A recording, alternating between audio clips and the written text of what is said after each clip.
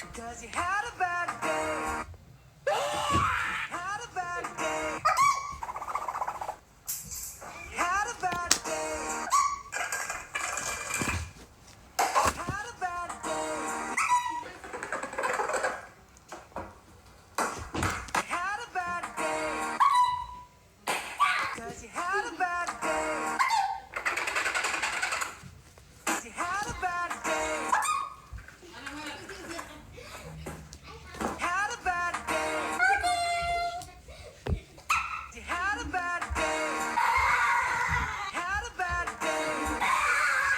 Bad day. Take a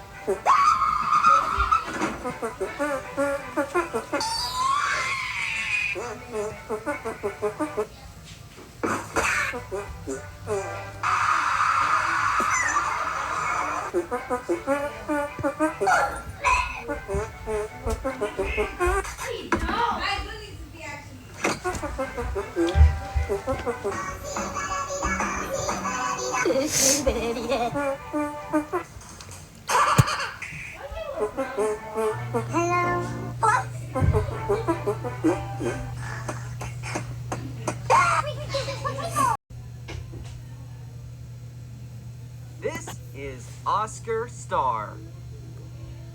Hold on, this is a jellyfish we're talking about. How is he a star? Nah, this is Stingeruno. Wait, that's not the official name? Stinger Flynn, as with the majority of the Garden of Banban characters, has a rich history of how he came to be. And I'm here to discuss with you the secrets of our beloved psychic jellyfish. The Garden of Banban cast each have their own detailed story and personality, and that's what makes Garden of Banban unique.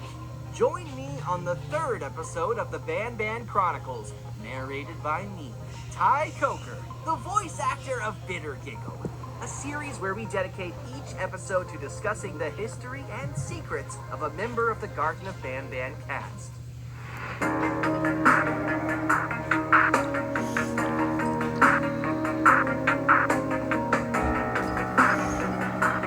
This may be the last ad you see. With Pi Adblock, visit your favorite websites and watch ads disappear. However, you can also opt to see certain ads and Stinger Flynn, despite being arguably one of the simpler characters to draw and visualize, has probably gone through the most changes during development out of any of the other characters, making this episode of the Banban Chronicles one of the juicier entries. Every stage of development for this character has been strange, from the decision to even add him to the game to the decision to make him a jellyfish. This photo was taken on October 15th, 2022. Notice anything missing from it? Or should I say, anyone missing from it? That's right. Stinger Flynn was the last mascot to be added to the game of the original 6. He was a last-minute addition that was added right before the Euphoric Brothers started to seriously work on the script of the first game. The mural involving Jumbo Josh, Bambolina, Banban, Opila Bird, and Captain Fiddles really felt like it could use another character whose color would complement the existing colors. And just like that, the Euphoric Brothers were back to the drawing board. The majority of concepts that were proposed for this new character have been lost to time, but two have survived. The first was Humblebee, a simple bee character whose purpose was to teach children the importance of staying humble, and also whose name is a play on the word bumblebee. Feeling Humblebee wasn't unique enough, it was quickly taken off the table. Sorry, Humblebee. Second, however, was a concept that came very close to becoming what Stinger Flynn is today. Enter Oscar Star, an orange, six-armed, one-eyed tower of teeth that would tower over the player. The reason Oscar Star was scrapped was the exact opposite of why Humblebee was scrapped. Oscar Star had too many defining features. He had 6 arms, 1 eye, and was a tower of teeth. He was absolutely goated with the sauce, so instead of completely scrapping Oscar Star, his features were shared between 3 different characters.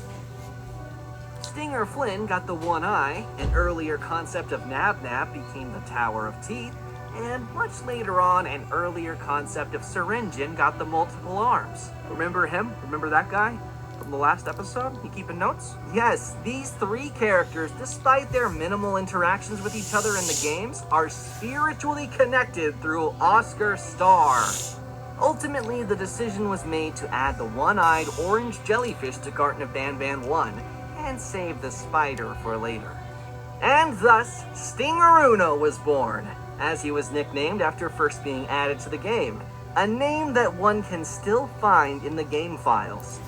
This last-minute addition jellyfish would later become the main antagonist of an unused script for the first game, where his giant tentacles and 1 eye would stalk you throughout the kindergarten. For the most part, the game would have played out similarly to the Garten of Banban 1 available today, but some of the puzzles would have involved finding different ways to have Stinger Flynn move his tentacles away from doorways that he would be blocking. Think Cyan Fiddles from Garten of Banban 2, only it's the giant Stinger Flynn before he was shrunk. This was all before being replaced by the final Garten of Banban 1 script we know today, where Opila Bird and Jumbo Josh take the spotlight, and Stinger Flynn retains a minimal role of being a wall mural and giving words of kindness. If you compare the Stinger Flynn that you can see now on the Garten of Banban 3 poster to the one that you actually see in the games, you might notice a few differences. The eye on the model of the poster is less circular and more rectangular in shape, and Stinger Flynn actually has mistakenly 8 arms here. A mistake that the Euphoric Brothers made sure not to repeat when creating the model for Stinger Flynn in Garten of Banban Punch Rush. This version of Stinger Flynn that you see on the poster is actually a very early version of the same model created during the development of Garten of Banban 2, and later updated during the development of Garten of Banban 3. The eye was made rounder, and the number of arms were reduced to 6 to accommodate the 6-legged wall mural. 2 decisions that actually turned out to be very helpful during development. Because, given the anatomy of Stinger Flynn, the Euphoric Brothers find that he is easily the hardest character to animate. Any movement of Stinger Flynn requires keeping track of all 6 of his tentacles and making sure each and every one moves in a natural way.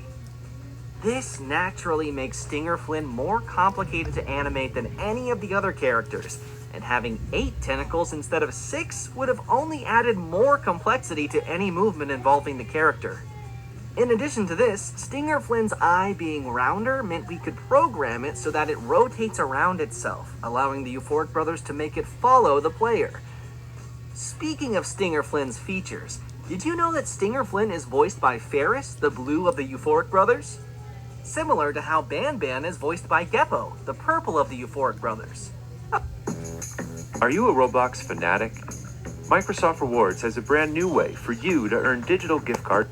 Okay, maybe you knew that one, but did you also know that as of Garten of Banban 7, besides the player and the drone, Stinger Flynn is the only other playable character? You actually get to play as Stinger Flynn in 2 of the dream sequences in Garten of Banban 3, during which you are also introduced to a new mechanic not seen anywhere else in the game. Whereas Stinger Flynn, you are capable of shooting electricity through your tentacles in order to traverse puzzles.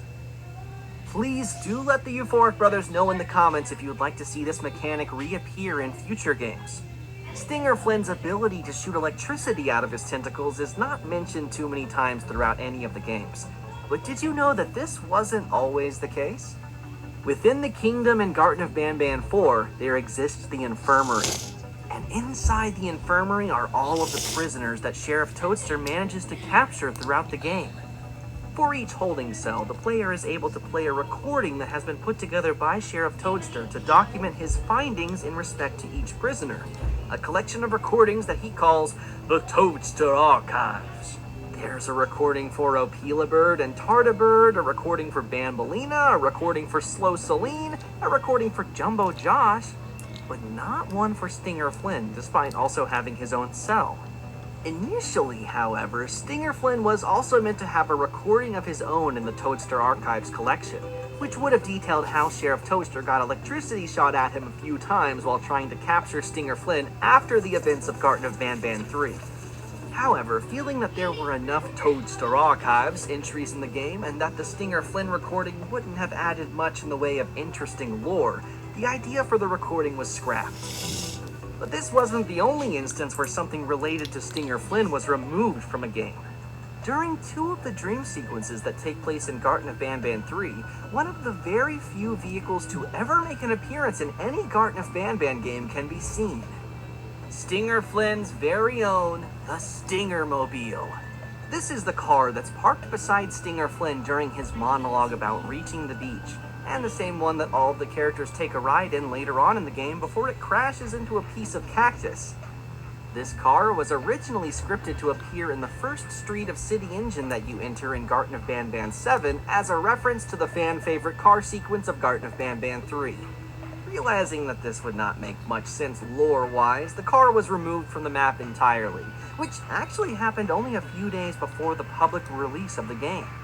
But who knows, maybe the Stinger-mobile will reappear in future games. Wait, what's that jellyfish doing to us? Stay tuned for the next episode of the Banban Chronicles, where the secrets and history of another character will be revealed. Comment down below which character you want to learn more about next, and keep on Banbanning!